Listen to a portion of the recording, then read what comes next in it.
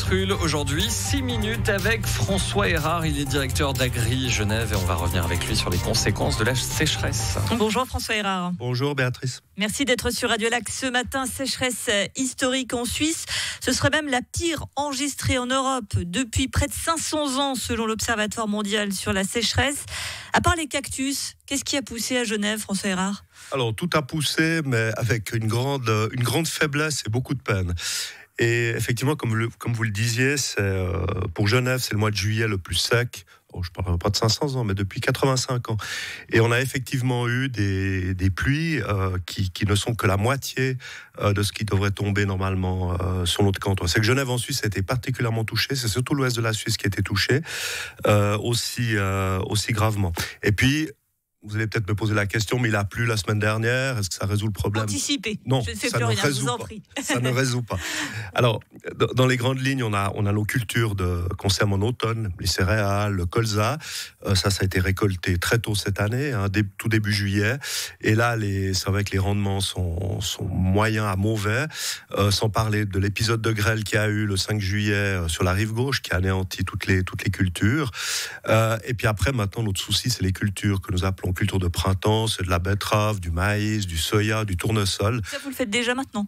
Alors on commence, alors que normalement on fait ça beaucoup plus tard. Et effectivement, parce qu'il y a eu le problème de la pluie, mais il y a aussi eu la canicule.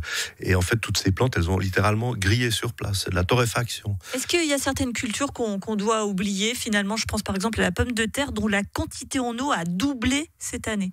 Alors, la pomme de terre, on fait de la pomme de terre pour autant qu'on ait des possibilités de l'arroser.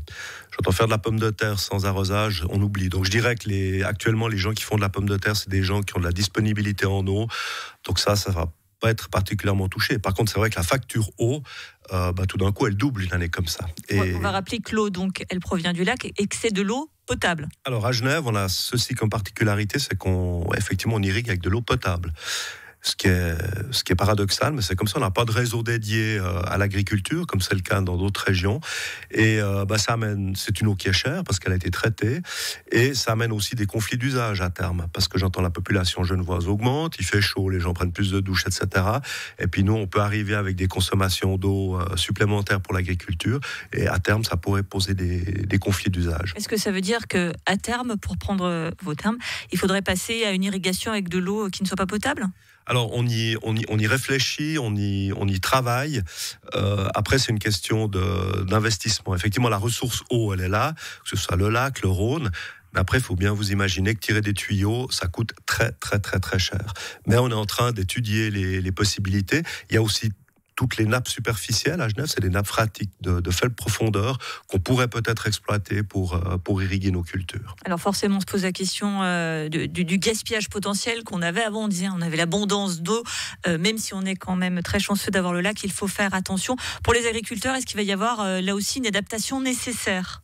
Alors l'adaptation, elle passera, je pense, ces prochaines années, mais c'est du moyen terme, par peut-être la recherche de nouvelles cultures ou de nouvelles variétés qui sont plus résistantes à la sécheresse. Mais ça, on a besoin le cactus. À part le cactus, mais je crois qu'il ne se mange pas. On va faire des cure-dents éventuellement. Non, mais effectivement, il faut qu'on recherche des nouvelles variétés, des nouvelles espèces. Pour ça, on a besoin d'une recherche. Concrètement, vous pensez à quoi ? Peut-être remplacer le blé par autre chose ? Alors, non, peut-être pas remplacer le blé, parce que le blé, ça reste une culture de base. On mange presque tous du pain, donc les céréales, on en a besoin.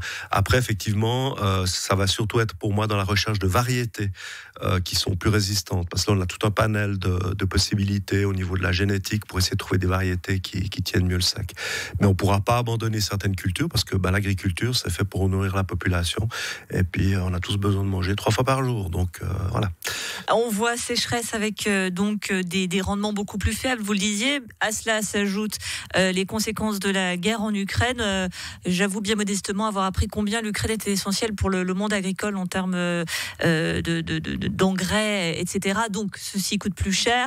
Bref, vous me voyez venir. Est-ce qu'on va avoir droit à une explosion du prix de nos fruits et légumes GRTA ? Alors effectivement, ces coûts augmentent, il y a des rendements en moins, il y a des frais de production supplémentaires. La logique de marché voudrait qu'effectivement les prix augmentent, mais nous sommes producteurs de matières premières. et c'est pas toujours facile de répercuter ces augmentations de coûts de production sur le prix final, malheureusement. Mais c'est vrai que c'est difficile. L'agriculture, elle a toujours eu des aléas climatiques. Pourtant, ça a toujours existé. Il y a eu de la grêle, des sécheresses. Maintenant, le problème qu'on a, c'est que c'est la fréquence de ces années sèches. Alors, je dirais, un agriculteur, il peut supporter tous les 10 ans une année qui sera pas fantastique économiquement. Mais là, les dernières, il y a eu 2018 qui était sec, il y a eu 2020, et puis maintenant, il y a celle-là. Donc, la fréquence se resserre. Économiquement, ça va causer des gros problèmes. Donc, ça doit passer effectivement par un renchérissement des matières premières agricoles que nous produisons. Ce qui m'amène à la dernière question. Comment vont nos agriculteurs ? Alors, nos agriculteurs, ils vont pas très bien, parce qu'effectivement, il y a tous ces soucis climatiques. Ils vont pas très bien parce qu'on a une politique agricole qui devient de plus en plus restrictive et difficile. Et ils ont de la peine à comprendre cette nouvelle politique agricole, puisque par exemple, dans le contexte de crise ukrainienne que nous vivons aujourd'hui, avec les difficultés d'approvisionnement du marché, le Conseil fédéral décide qu'il faut geler 3,5% de terres supplémentaires. Donc on marche sur la tête et les agriculteurs ne comprennent plus rien. Donc le moral des troupes est pas très bon. Et puis vous savez qu'il y a une initiative aussi le 25 septembre qui va être cruciale pour notre branche. Et nous aurons l'occasion d'en reparler. Merci beaucoup François Erard, le directeur d'Agri Genève, d'avoir été sur Radio Lac ce matin.